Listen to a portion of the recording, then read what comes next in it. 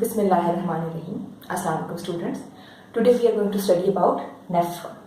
Nephron is the structural and functional unit of kidney. यानी कि kidney का जो मेन स्ट्रक्चर अंदर से देखें ये बना हुआ भी नेफ्रॉन का और जो काम है फंक्शन जो किडनी ने परफॉर्म करना है that is also done by nephron. So first we are going to study about the structure and then how it performs the process of functioning urine formation. Nephron is basically made up of two parts, renal corpuscle and renal tubule. Renal corpuscle जो है एक round structure को कहते हैं corpuscle और tube बारीक सी जो tube होती है इसको कहते हैं ट्यूब्यूल.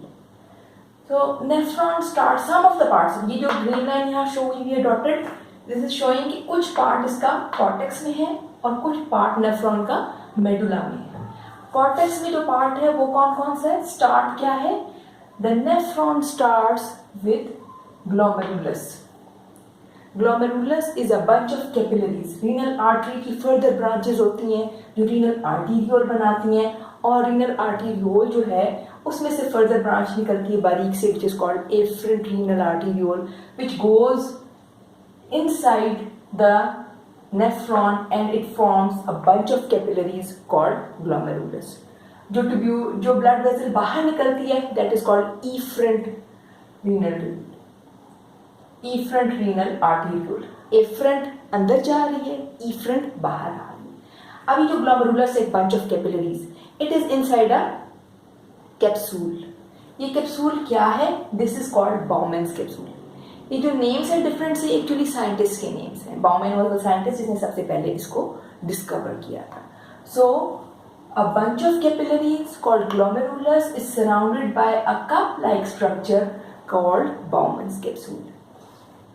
Bowman's capsule के बाद जो next part है, it is called first coiled part या इसको proximal convoluted tubule भी कहते हैं.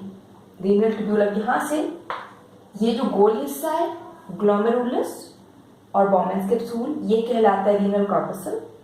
Renal tubule के तीन हिस्से हैं. The first one is called first coiled part या दूसरा नाम इसका है proximal convoluted tubule. इसका यही मतलब है. proximal का मतलब होता है जो चीज करीब हो, जैसे हमारे आर्म का ये हिस्सा proximal है, दूर वाला हिस्सा distal है.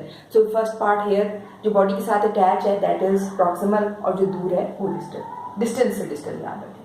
convoluted का मतलब होता है coiled. So first coiled part is the easy name of this part. First proximal convoluted tubule.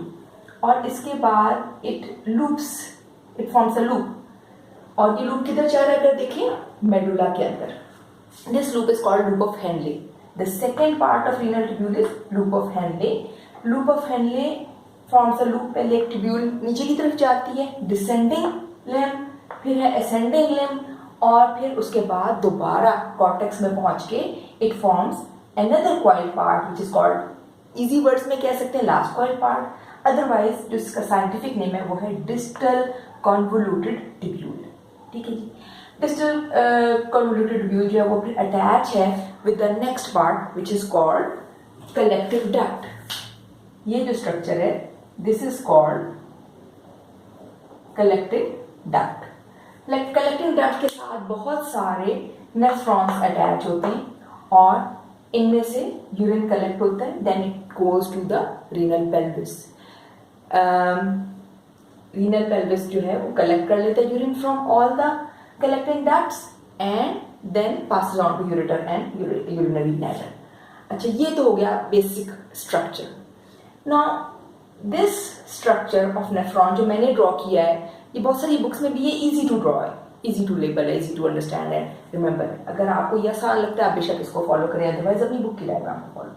Now urine formation is the function of nephron. This is the structure of nephron. Now we are going to study the function of nephron, urine formation. Urine formation takes place in 3 steps.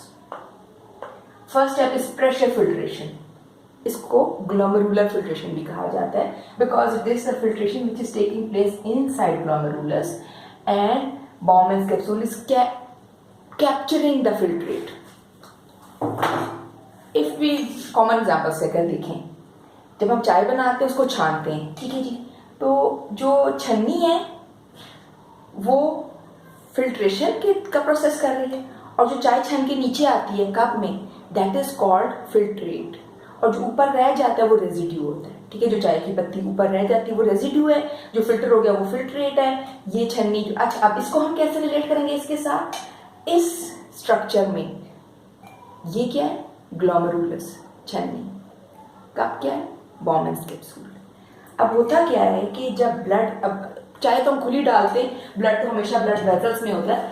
When blood passes through blood vessels और यहाँ efferent arteriole से पहुंचता है glomerulus में, तो आपको ये बात याद रखनी, ब्लड के मेन कंपोनेंट्स हैं। अगर भूल गई हैं तो फिर मेरी एक वीडियो है सर्कुलेटरी सिस्टम की, ब्लड से रिलेटेड, उसको एक दफ़ा देख लें, आपका कंसेप्ट फिर दोबारा रिन्यू हो जाएगा, रिवाइज हो जाएगा।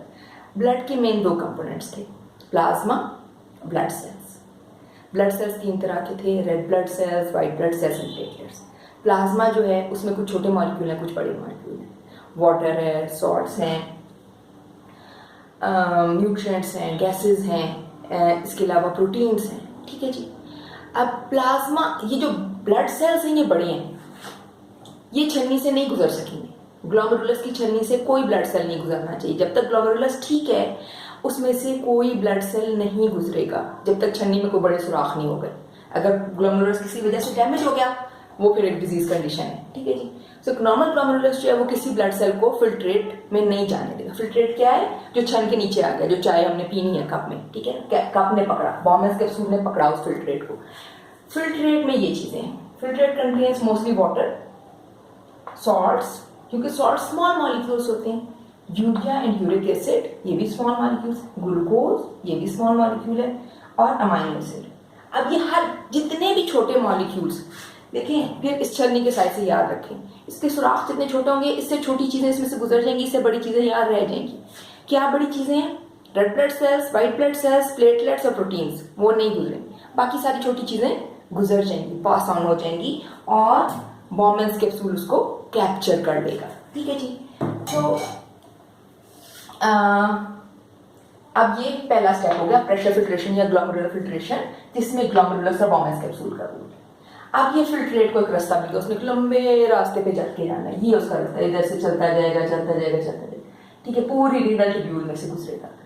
अब क्या प्रोसेस इसके साथ होना है, सिलेक्टिव रीअब्जॉर्प्शन। हुआ क्या है, जब फिल्ट्रेट फॉर्मेशन हुई है तो उसके साथ बहुत सारे जरूरी और अहम मॉलिक्यूल भी चले गए। कौन कौन से, ग्लूकोज, अमाइनो एसिड्स, वाटर भी चाहिए वापस, सॉल्ट्स भी वापस चाहिए। कौन सी चीजें जो बिल्कुल नहीं चाहिए, वो ये यूरिया यूरिक एसिड, वेस्ट, इनको लाजमी रिमूव करना, ठीक है। ये जो है ये हरगिज रीअब्सॉर्ब नहीं होंगे। सिलेक्टिव रीअब्सॉर्प्शन किसकी होनी है, most of the water, most of the salt, all of the glucose, all of the amino acids, ठीक है। न्यूट्रिएंट्स जितने भी हैं वो सारे के सारे लाजमी रीअब्सॉर्ब होने, और वाटर और सॉल्ट्स 99% तक रीअब्सॉर्प्शन।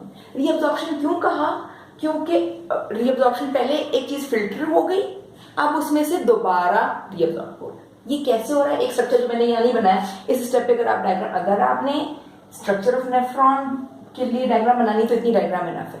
अब आगे जो मैं इसमें चेंजेस कर रही हूँ ये इस डायग्राम को जरा गंदा सा कर देगी, लेकिन आपका कंसेप्ट क्लियर होगा, ठीक है जी। कि ये जो ब्लड देखें, अब यहाँ से जो ब्लड ग्लोमेरुलस में जा रहा है उसके पास सब कुछ है, खुश है वो, उसको कोई मसला है। लेकिन जो ब्लड यहाँ से निकल रहा है उसके तो रोता हुआ निकल रहा है, क्यों, क्योंकि उसमें से बहुत सारी चीजें कम हो गई हैं। वो कह रहा है ओ मेरे पास तो वाटर भी नहीं है, सॉल्ट्स भी नहीं है, कोई ग्लूकोज नहीं मेरे पास, कोई अमाइनो एसिड नहीं। अब यही ब्लड इधर जाएगा, ठीक है। It is going to form a network of capillaries around the renal tubule. इस नेटवर्क ऑफ कैपिलरीज को कहते हैं peritubular capillary network. Peritubular capillary network क्या है, it is the network of capillaries which is formed from the efferent arteriole and it is surrounding the renal tubule. First coil part के भी around है, loop of Henle के भी around है, last coil part के भी around है। अब जो जो चीज इसको चाहिए वो इसने वापस ले लेनी। वापस क्या कुछ लेना है, सारा ग्लूकोज वापस लेना है, सारे अमाइनो एसिड्स वापस लेने हैं, 99% वाटर वापस लेना है, 99% सॉल्ट वापस लेना है। क्या चीज बिल्कुल वापस नहीं लेनी, यूरिया और यूरिक एसिड बिल्कुल वापस नहीं लेनी। क्यों नहीं लेने, क्योंकि जो नेफ्रॉन की मेम्ब्रेन है, ये जो पूरी ट्यूब्यूल है, ये हर मॉलिक्यूल को गुजरने देती है, सवाए एक मॉलिक्यूल को। एक दफा उसको घुसने देती है इस जगह पे, फिल्ट्रेशन के स्टेप पे, फिर निकलने कभी नहीं देती। वो कौन सा मॉलिक्यूल है? वो है यूरिया यूरिक एसिड। ये वो वेस्ट है जिनको लाजमी रिमूव करना है, इसलिए ये सिलेक्टिव रीअब्जॉर्प्शन क्या हुई? वो चीजें जो ब्लड से फिल्टर हो गई थी वो दोबारा ब्लड में वापस ले ली। रीअब्जॉर्प्शन सिलेक्टिव, सारी चीजें नहीं ली, कुछ चीजों को बिल्कुल नहीं लिया। ठीक है जी। सो सिलेक्टिव रीअब्जॉर्प्शन में ऑस्मोसिस, डिफ्यूजन, एक्टिव ट्रांसपोर्ट तीनों प्रोसेसेस होती हैं और इसके जरिए जो भी चीजें ब्लड को वापस चाहिए वो ब्लड वापस ले लेता है। लूप ऑफ हेनले का बड़ा इंपॉर्टेंट रोल है in the reabsorption of water and salts. जो डिसेंडिंग लिम्ब है वो वाटर को रीअब्जॉर्ब करता है, जो असेंडिंग लिम्ब है वो सॉल्ट्स को रीअब्जॉर्ब करता है। और अमाइनो एसिड्स और ग्लूकोज तो फॉरन ही फर्स्ट कॉइल पार्ट में ब्लड सबसे पहले इसकी जरूरी चीजें, ये तो खजाने हैं ना ब्लड के। तो पूरा डाइजेस्टिव सिस्टम काम इसलिए कर रहा है कि ग्लूकोज और अमाइनो एसिड्स प्रोवाइड करे ब्लड को। सो ये उसने खजाने शुरू में ले लिए, फर्स्ट कॉइल पार्ट में ले लिए, फिर भी कुछ ना कुछ रीअब्जॉर्प्शन चलती रहती है लास्ट कॉइल पार्ट तक सॉल्ट्स की और वाटर की। Then comes the third process which is called tubular secretion. Tubular secretion भी पूरे रीनल ट्यूब्यूल में हो रही है और इसमें एक्चुअली होता क्या है कि अभी भी अगर ब्लड में कोई ऐसी चीज रह गई है जो कि उसने रिमूव करनी है तो वो क्या करेगा? वो जबरदस्ती उसको धक्के देके एक्टिव ट्रांसपोर्ट के जरिए ब्लड से भेज देगा इस ट्यूब्यूल में, सिक्रीट कर देगा। Secretion of waste substances in the tubule is called tubular secretion. ठीक है जी।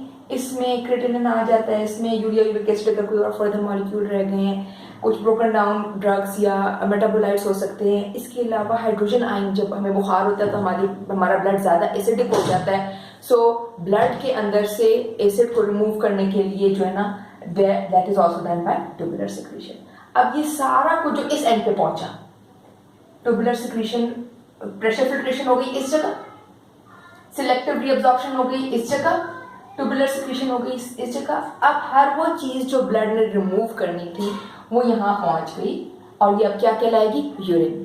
यूरिन सारा इकट्ठा किधर होगा? कलेक्ट कौन करेगा? Collecting duct. बहुत सारे नेफ्रॉन्स अटैच है एक कलेक्टिंग डक्ट से और सारी कलेक्टिंग डक्ट्स ओपन हो रही हैं रीनल पेल्विस में और रीनल पेल्विस से फिर ये सब कुछ रिमूव हो जाएगा आउटसाइड द बॉडी। ठीक है जी।